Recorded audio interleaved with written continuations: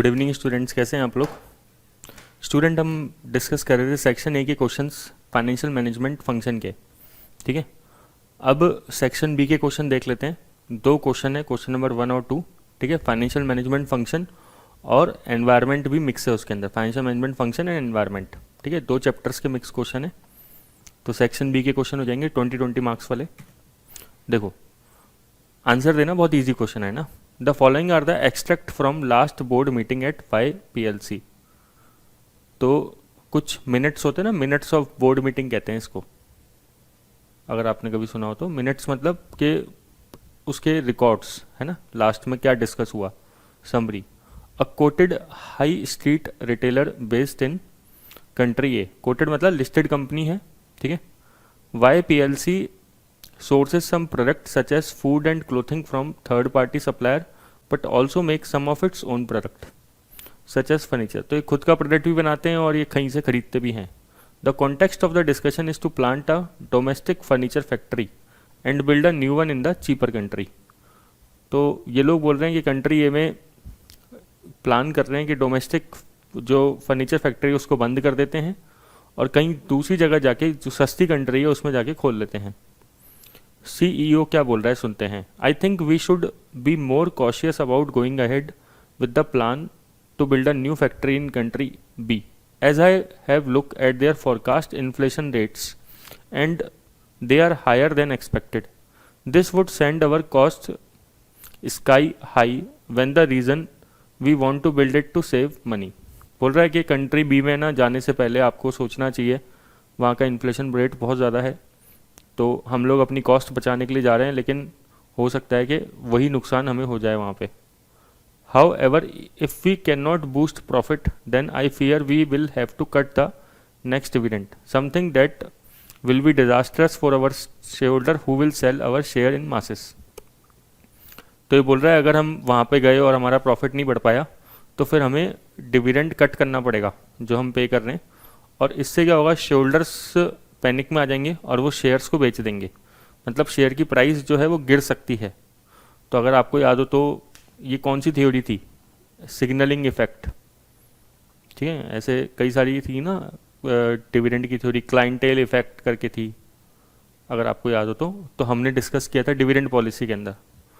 तो अगर इस चैप्टर को आप सबसे लास्ट में पढ़ोगे, जैसे अभी हमने पढ़ा, तो ही फ़ायदा निकलेगा, वरना फिर आप स्टार्टिंग में तो ये डिविडेंड पॉलिसी वगैरह आपको पता ही नहीं है, फर्स्ट चैप्टर में थोड़े पढ़ेंगे अपन।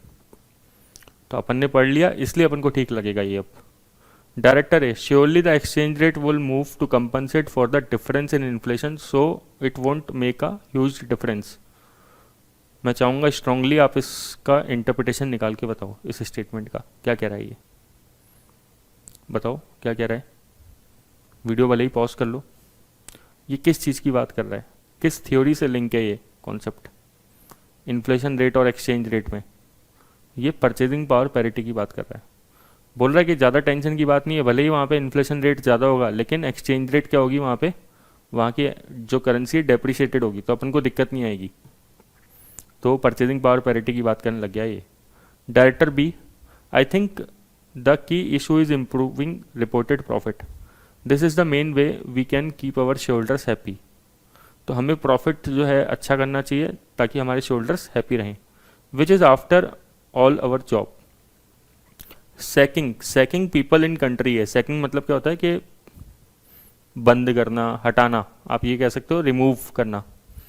रिमूव क्यों करना पड़ रहा है, क्योंकि ये फर्नीचर फैक्ट्री कंट्री ऐसे क्लोज करेगा, तो फिर जो एम्प्लॉयमेंट है, जो उसके लोग होंगे, उसको एम्प्लॉयज़ को हटाना पड़ेगा। Will only result in boost in the share price due to cost saving as long as we keep our share holder inform that is. अभी बताओ, अगर आप कंट्री ए से चले जाओगे ना, जहाँ पे आप लिस्टेड हो, ठीक है, और वहाँ पे एम्प्लॉयज़ को निकाल दोगे, तो फिर उधर की शेयर प्राइस बढ़ जाएगी क्या, ये मानते हुए कि कॉस्ट सेविंग हो रही है? नहीं, कभी भी नहीं बढ़ेगी, है ना, उल्टा गिर जाएगी। Director C, I think we should be more worried about what is happening in our own country. The government is talking about restricting the money supply to control excessive cost push inflation. तो ये बोल रहा है कि भाई हमें अपनी country में ध्यान देना चाहिए। कंट्री ए को देखो, गवर्नमेंट क्या कर रही है, मनी सप्लाई को कम करने का सोच रही है क्योंकि एक्सेसिव कॉस्ट पुश इन्फ्लेशन हो रहा है। तो कॉस्ट पुश इन्फ्लेशन हो रहा है, ध्यान है, सप्लाई साइड से जो इन्फ्लेशन आता है। I have some good news, the government has blocked a proposed merger between WPLC and XPLC on competition grounds. अब ये भी आपको पता होना चाहिए, आपको डिस्कस किया हुआ है कि कंपटीशन को गवर्नमेंट मेंटेन करने के लिए, एनकरेज करने के लिए कई बार दो मर्जर को रोक देती है, जब गवर्नमेंट को लगता है कि मर्जर जो है वो मोनोपोली क्रिएट करेगा मार्केट के अंदर। तो देखो सारे चैप्टर्स का मिक्स हो गया ये। The which two dividend policies are consistent with the CEO fears over the cut in the dividend. तो CEO क्या सोच रहा है कि भाई डिविडेंड अगर कट करेंगे तो प्राइस कम हो जाएगी। तो कौन सी है वो थ्योरी? MM थ्योरी तो नहीं था। MM थ्योरी तो बोलता था डिविडेंड दो या नहीं दो कोई फर्क नहीं पड़ता, शेयर की प्राइस सेम रहेगी। एक तो क्लाइंटेल इफेक्ट। रेजिडुअल थ्योरी क्या थी कि पहले जितना इन्वेस्ट कर सकते हो कैपिटल बजटिंग कर लो, उसके बाद डिविडेंड देना, ठीक है, और dividend signalling. What theory is consistent with director A view on exchange rate? तो director A view on exchange rate तो परचेजिंग पावर पैरिटी थ्योरी, ठीक है। कितना सिंपल क्वेश्चन है, लेकिन सारे चैप्टर्स की नॉलेज एक साथ होनी चाहिए। Which two statements concerning director B state comments are true? बताओ। Increasing profit is always in the shareholder best interest, क्या ये सही है हमेशा? नहीं। तो प्रॉफिट इंक्रीज करना तो कई बार शॉर्ट टर्म भी हो सकता है। तो directors have a fiduciary duty to put shareholder interest first. तो सही बात है, डायरेक्टर का एक ट्रस्ट का रिलेशन होता है। फ्यूडिशरी मतलब क्या होता है, आपने सुना होगा कॉर्पोरेट गवर्नेंस में वर्ड, कि डायरेक्टर का ट्रस्ट का रिलेशन होता है कंपनी के साथ, ठीक है। और बेनिफिशियरी कौन होते हैं? Shareholders. Sacking staff will have no impact on the share price other than the result of cost saving that result. अगर आपने स्टाफ को हटाया तो शेयर प्राइस में जरूर गिरावट आएगी, गिर जाएंगे शेयर प्राइस। तो ये तो फॉल्स स्टेटमेंट हो गया। इन अ सेमी स्ट्रॉन्ग मार्केट, किसकी बात कर रहा है ये? सेमी स्ट्रॉन्ग मार्केट, समझ में आया? Efficient market hypothesis theory. In a semi strong market the price of YPLC will react when the news about the new factory and any redundancy is made public। सही बात है। Semi strong market में जो effect आते हैं वो किस वजह से आते हैं बताओ? सेमी स्ट्रॉन्ग मार्केट में इफेक्ट आते हैं, जब हमने पढ़ा था कि 3 तरह के मार्केट थे, याद होगा आपको। एक तो था स्ट्रॉन्ग, स्ट्रॉन्गली एफिशिएंट, एक था सेमी स्ट्रॉन्ग, और तीसरा था कौन सा? Weekly efficient market. और सबसे लास्ट में जब टेक्निकल एनालिसिस काम करता है तब तो वो बिल्कुल घटिया मार्केट होता है, तो वो तो आता ही नहीं कहीं पे, है ना। तो इसका आंसर डी है, ठीक है। तो आंसर बी और डी, ठीक है। स्ट्रॉन्ग मार्केट में क्या होता है, कोई भी चीज़ काम में नहीं आती, इवन इनसाइडर इन्फॉर्मेशन भी काम में नहीं आती। सेमी स्ट्रॉन्ग में इनसाइडर इन्फॉर्मेशन काम में आ सकती है, ठीक है। अब देखो डी पॉइंट देखते हैं जरा। Which of the following statement regarding या concerning director C comments are true? बताओ भाई। डायरेक्टर सी जो बोल रहा था ये, I think we should more worried about what is happening in our own country. The government is talking about restricting the money supply to control excessive cost push inflation. भाई money supply restrict करेंगे तो demand pull inflation पे effect होता है, cost push inflation पे effect नहीं आएगा, क्योंकि मनी सप्लाई रिस्ट्रिक्ट करने का मतलब क्या है, मार्केट में डिमांड कम हो जाएगी, ठीक है। लेकिन यहाँ पे तो सप्लाई साइड से इशू है चीज़ों का। Restricting growth in the money supply will have more impact on demand pull inflation than cost push, ठीक है। सही बात है, डिमांड साइड से ज़्यादा दिक्कत होती तो अच्छा रहता, तब मनी सप्लाई रिस्ट्रिक्ट करना फ़ायदा रहता। रिस्ट्रिक्टिंग द मनी सप्लाई में result in smaller business struggling for rest. सही बात है, अगर मनी सप्लाई कम कर दिया आपने तो छोटे बिजनेस कहाँ जाएंगे, उनको पैसा उठाने में मार्केट में दिक्कत आएगी। पैसा उठाना मतलब लोन लेने में दिक्कत आएगी। Restricting the money supply is a part of government physical policy. नहीं नहीं नहीं, किसका पार्ट है? मॉनेटरी पॉलिसी का, ठीक है। Which of the following is not a reason government seeks to limit monopoly of the company. बताओ भाई, कौन सा रीज़न नहीं होता है? Output is produce at a higher price than necessary, ये तो मोनोपोली का एक नेगेटिव इफेक्ट है, तो ये तो रीज़न होता है कि गवर्नमेंट इसको रिस्ट्रिक्ट करना चाहती है। ठीक है, ये तो रीज़न है कि आउटपुट हायर प्राइस पे प्रोड्यूस होगा। रिड्यूस इंसेंटिव टू इनोवेट, ठीक है, ये भी रीज़न होता है कि अगर मोनोपोली होगी तो कई लोग फिर इनोवेट क्यों करें, और वही पर्सन जिसकी मोनोपोली है वो क्यों इनोवेट करेगा, क्योंकि वो तो ऑलरेडी किंग है उधर। रिड्यूस्ड प्राइस डिस्क्रिमिनेशन, ये थोड़ा गवर्नमेंट का रीज़न होता है, तो not a reason. Price discrimination तो उल्टा बढ़ जाता है मोनोपोली की वजह से, कम थोड़ा होता है। ठीक है, होप कि आप समझ पा रहे हो। ऑड स्टेटमेंट इसमें यही है।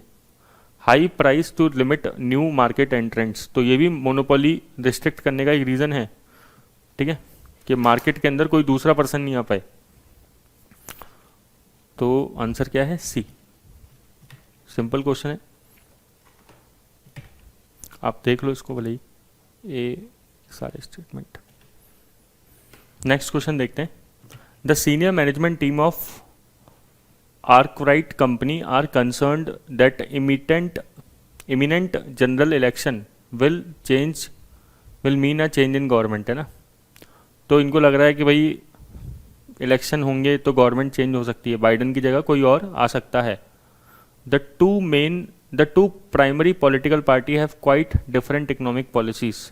तो जो अभी पॉलिटिकल राइवल्स हैं जो आ सकते हैं, उनकी दोनों की इकोनॉमिक पॉलिसी अलग है। If the other party come to power then there will be shift from managing the economy using the monetary policy to managing via physical policy. मतलब बोल रहा है कि अगर एक पार्टी कम आती है पावर के अंदर तो मॉनेटरी पॉलिसी की जगह फिजिकल पॉलिसी ज़्यादा इस्तेमाल होगी। मतलब सेंट्रल बैंक की जगह गवर्नमेंट ज़्यादा इंटरफेयर करेगी, टैक्सेस वगैरह में चेंज करेगी, मतलब है ना। Each policy use quite different method to manage the budget deficit that the country currently has. Country के अंदर क्या है? बजट का घाटा है। The new potential government has also stated that it will use a taxation as a way of controlling externalities. Externalities बताया था मैंने आपको, जैसे पॉल्यूशन हो गया, वो एक्सटर्नलिटीज़ है। तो गवर्नमेंट टैक्स का यूज़ कर सकती है। We need to understand these policies in order to determine how Arkwright will effect by any change. ठीक है, तो बोल रहा है कि कंपनी का सीईओ बोल रहा है कि हमें पहले ही पता होना चाहिए कि कौन सी गवर्नमेंट आएगी, है ना, और हमें इन पॉलिसीज़ को थोड़ा सा समझना चाहिए। आप जानते नहीं हो शायद ये क्वेश्चन कितने प्रैक्टिकल बनाए गए हैं। ठीक है, इतने अच्छे क्वेश्चन हैं, इतने बढ़िया क्वालिटी के क्वेश्चन हैं ये। आप शायद इसको अभी अप्रिशिएट नहीं कर पाओगे, लेकिन आप इसको कुछ साल बाद देखोगे इस क्वेश्चन को। कभी ज़रूरत तो नहीं पड़ेगी आपको देखने की, लेकिन कोई देखता है तो समझ में आएगा कितना अच्छा क्वेश्चन है, कितना प्यारा क्वेश्चन है। ठीक है, बिल्कुल रियल वर्ल्ड इसने लाके सामने रख दिया ना, कि गवर्नमेंट चेंज होने वाली है किसी कंट्री के अंदर, और उसको फाइनेंशियली लिंक करेंगे अभी। In addition the FD has stated that, अब FD कोई भी होगा, फाइनेंस डायरेक्टर है। Our shareholder use common measure such as earning per share and return on capital employed to evaluate the performance of the company. ठीक है, one major shareholder only real concern is that we maintain a consistent rate of dividend growth. We need to make sure that we evaluate the effect of any political change particularly if the tax rate under the new government. मतलब ये बोल रहा है कि हमारे shareholder generally EPS और return on capital employed को check करते हैं, और कंसिस्टेंट रेट ऑफ डिविडेंड हम लोग रख रहे हैं अभी तक। तो हमें मेनली समझना पड़ेगा कि टैक्स रेट क्या होगी, क्या टैक्स रेट बढ़ेगी क्या, क्योंकि देखो टैक्स रेट अगर बढ़ेगी तो इन पे चेंज आएगा या नहीं आएगा? अब बताओ, अर्निंग पर शेयर पे चेंज आएगा टैक्स रेट बढ़ने से? नहीं। या हाँ? बताओ, आएगा। क्यों? क्योंकि अर्निंग पर शेयर कैसे निकलती है? Earning available to equity shares. EBIT में से इंटरेस्ट लेस किया, EBT आया, EBT में से टैक्स लेस किया, तो टैक्स लेस होने के बाद अर्निंग आफ्टर टैक्स आता है। फिर उसमें से अगर प्रेफरेंस या डिविडेंड है तो लेस करो, तो मतलब टैक्स लेस हो गया ना। तो अगर टैक्स बढ़ गया तो अर्निंग्स क्या हो जाएगी? कम हो जाएगी। लेकिन रिटर्न ऑन कैपिटल एम्प्लॉयड में क्या यूज़ होता है? रिटर्न ऑन कैपिटल एम्प्लॉयड में यूज़ होता है EBIT अपॉन कैपिटल एम्प्लॉयड। मतलब इसमें तो टैक्स आता ही नहीं है। Earning before interest and tax, tax तो आता ही नहीं है इधर, तो टैक्स में कोई चेंज नहीं आएगा। टैक्स रेट चेंज होने से रिटर्न ऑन कैपिटल एम्प्लॉयड में कोई चेंज नहीं आएगा। कितना बढ़िया क्वेश्चन दे रहा है ये, है ना। Company dividend over the past 5 years have been as follows, तो 5 साल का लास्ट डिविडेंड दे रखा है। Calculate the dividend annual percentage growth rate in dividend over the last, ये तो देखो 50 बार आप कर चुके हो, ठीक है, आपने कितनी बार मेरे से ये चीज़ समझ ली है ऑलरेडी। 0.21 अपॉन 0.15, ठीक है, और 1/4 - 1, तो करके देख लेना आप इसको।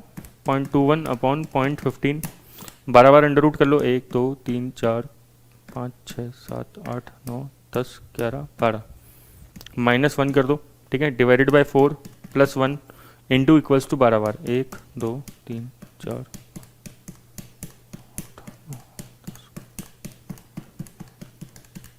8.77% मीन्स 7-8% राउंड ऑफ करने के बाद आ रहा है, ठीक है ना। ऐसा कुछ आ रहा होगा फिगर आपके पास। तो 1 डेसिमल प्लेस में पूछ रहा है तो 8.9% लिखेंगे, ज़्यादा बेटर रहेगा, ठीक है। देख लेते हैं एक बार, तो 8.78 है, तो राउंड ऑफ में तो 1 डेसिमल में पूछ रहा है तो 8.8 लिखना चाहिए, है ना, ठीक है। हाँ 8.8 ही तो, सॉरी मैं इसको ज़बरदस्ती 9 कर रहा हूँ, ठीक है। अब next, which of the following statement are correct, क्या करेक्ट है बताओ। मॉनेटरी पॉलिसी और फिस्कल पॉलिसी के स्टेटमेंट्स में, monetary policy solely concerned with controlling the economy using the interest rate ना। मॉनेटरी पॉलिसी में इंटरेस्ट रेट के साथ साथ क्या आता है, मनी सप्लाई भी आती है। Bank, central bank, monetary policy क्या, सेंट्रल बैंक आरबीआई के अंडर में आती है। फिस्कल पॉलिसी इन्वॉल्व, तो ये तो गलत स्टेटमेंट हो गया। Fiscal policy involve managing the economy using taxation and government spending, सही बात है कि गवर्नमेंट खर्चा कर रही है, टैक्स वगैरह, फिस्कल पॉलिसी में यही होता है। If the government feel that inflation is too high due to rising aggregate demand, it may choose to lower interest rate to try and reduce demand. फालतू बातें कर रहा है, क्या बोल रहा है, अगर इन्फ्लेशन बहुत ज़्यादा है, ठीक है, तो इंटरेस्ट रेट को कम कर दो। अरे इंटरेस्ट रेट कम कर देंगे तो फिर तो डिमांड और बढ़ जाएगी, लोग बाग भर भर के लोन लेंगे तो खर्च करेंगे, डिमांड बढ़ जाएगी, तो गड़बड़ है ये तो। The use of increasing government borrowing to stimulate the economy can lead to crowding out of private investment. बताया था मैंने आपको क्राउडिंग आउट का मतलब क्या होता है, कि अगर गवर्नमेंट ज़्यादा बोरो करने लग जाएगी तो प्राइवेट सेक्टर के लिए पैसा कम बचेगा, तो क्राउडिंग आउट इफेक्ट बोलते हैं, रेट ऑफ इंटरेस्ट बढ़ जाएगी फिर, तो जो इन्वेस्टमेंट होता है प्राइवेट इन्वेस्टमेंट वो कम होगा फिर। If the country government budget deficit is increasing, इसका क्या मतलब है बताना जरा। बजट डेफिसिट इज इंक्रीजिंग मतलब गवर्नमेंट का घाटा बढ़ रहा है, इंडिया कंसिडर कर लो, लॉस बढ़ रहा है। Which of the following could represent the situation, ठीक है, इंडिया में हर साल गवर्नमेंट का बजट का घाटा इंक्रीज हो रहा है। आपको वैसे तो इतना बताना नहीं चाहिए मेरे को, लेकिन फिर भी इंडिया में एक FRBM एक्ट है, बहुत हाई लेवल पे इकोनॉमिक्स में जाओगे कभी तो सुनोगे, अगर इच्छा करेगी तो, फिस्कल रिस्पॉन्सिबिलिटी बजट मैनेजमेंट, ठीक है, उसके अंदर गवर्नमेंट को टारगेट दे रखा है कि यार फिस्कल डेफिसिट कम करो अपना। खैर छोड़ो, increase in the government spending has outweigh an increase in taxation income leading to increased government borrowings, ठीक है। अब सिचुएशन बतानी है ऐसा क्या हुआ है भाई, ये सिचुएशन समझानी है आपको। तो गवर्नमेंट की खर्चे बढ़ गए हैं, outweigh and increase in taxation income, किससे, टैक्स की इनकम से गवर्नमेंट के खर्चे बढ़ चुके हैं, मतलब गवर्नमेंट की खर्चे ज़्यादा हैं और गवर्नमेंट की टैक्स से इनकम कम हो रही है, leading to increase government borrowings, तो सही बात है। फिस्कल डेफिसिट जो होता है वो क्या दिखाता है कि गवर्नमेंट कितना लोन लेगी, है ना, बताया था ना। तो खर्चा ज़्यादा इनकम कम, मतलब वो loan. In increase in the, सही आंसर ये है ना, increase in the government spending has outweigh by increase in the taxation income leading to decrease government borrowings. भाई खर्चा ज़्यादा हो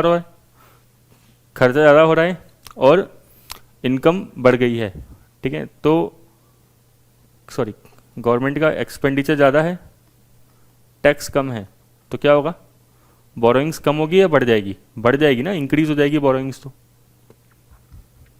ठीक है, मैंने अपनी एकदम से गांव की लैंग्वेज बोल दी थी है ना, हमारे गांव में जिस तरीके से लैंग्वेज चलती है ना, तो वो मैंने एकदम से गलती से बोल दी थी। ठीक है, increase in interest rate leading to increased government borrowings. बताओ, increase in interest rate leading to increased government borrowings, ये तो कोई मतलब ही नहीं है। ठीक है, decrease in interest rate leading to लेजिंग टू, या लीडिंग टू होना चाहिए ना, डिक्रीज गवर्नमेंट बोरिंग, तो ये तो फालतू बातें हैं। ठीक है, सबसे मेन तो यही सिचुएशन है, आराम से पता लग रही है।